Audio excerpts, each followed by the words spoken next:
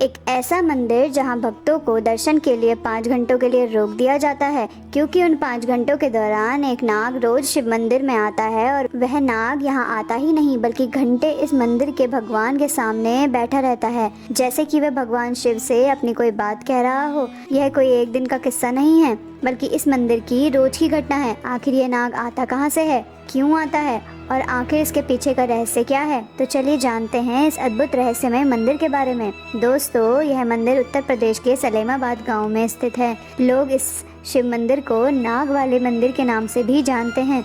स्थानीय लोगों के अनुसार इस नाग से संबंधित तरह तरह की कहानियां प्रचलित हैं। कुछ गांव वाले तो इस मंदिर में आने वाले नाग के बारे में बताते हैं कि शिव मंदिर में नाग के आने का सिलसिला बहुत पुराना है। शुरू में जब यह नाग मंदिर में आया था तो यहाँ गांव में हल्ला मच गया कि एक नाग शिव मंदिर में आया है।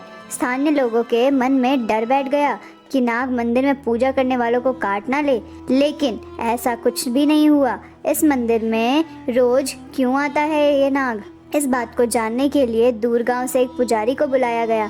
उस पुजारी ने नाग के बारे में जानने के लिए ध्यान करना शुरू किया और लगभग 5 घंटे तक ध्यान करने के बाद जब उन्होंने गांव वालों को उस नाग के बारे में बताया तो सभी सुनकर आश्चर्यचकित रह गए। उन्होंने बताया कि वर्षों पहले इस मंदिर के पुजारी पंडित दयाशंकर नाम के व्यक्ति हुआ करते थे।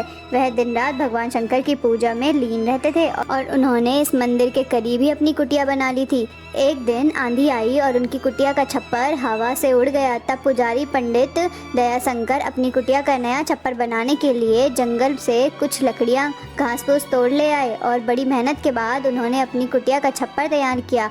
पुजारी को अपना छप्पर बनाते बनाते सुबह से रात हो गई। अंधेरा होने लगा था, जिसके कारण पुजारी को अब कुछ कम दिखाई दे रहा था, लेकिन उन्होंने सोचा कि आज ही अपनी कुटिया ठीक कर लो। अब छप्पर को बस कुटिया के ऊपर बांधना बाकी था, जिसके लिए एक मोटी रस्सी की आवश्यकता थी।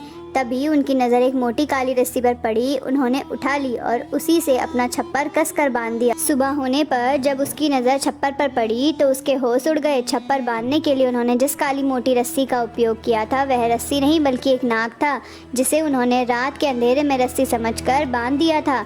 वह नाग मर चुका था। तभी एक रात पुजारी के सपने में नाग ने बताया कि तुमने जिस नाग को मारा है वह कोई साधारण नाग नहीं बल्कि नागों के देवता थे, इसलिए तुम्हें श्राप देता हूँ कि तुम भी अगले जन्म में नाग योनि में ही जन्म लोगे। पुजारी मंदिर में जाकर बहुत रोया। उन्होंने अपने किए की क्षमा मांगी, लेकिन प्रभु का निर्णय अटल रहा। श्राप के अनुसार इस मंदिर के पुजारी पंडित दयाशंकर ने अगले जन्म में नाग योनि में जन्म लिया और शिव मंदिर में आने वाले नाग दरअसल मंदिर के पुजारी दयाशंकर ही हैं, जो पिछले जन्म की तरह इस मंदिर में आते हैं और पूजा अर्चना करते हैं। इस शिव मंदिर में एक ही नाग का हर दिन मंदिर आना और शिवलिंग के पास घंटे रुकना यह बताता है कि इस मंदिर का नाग से काफी पुराना रिश्ता है।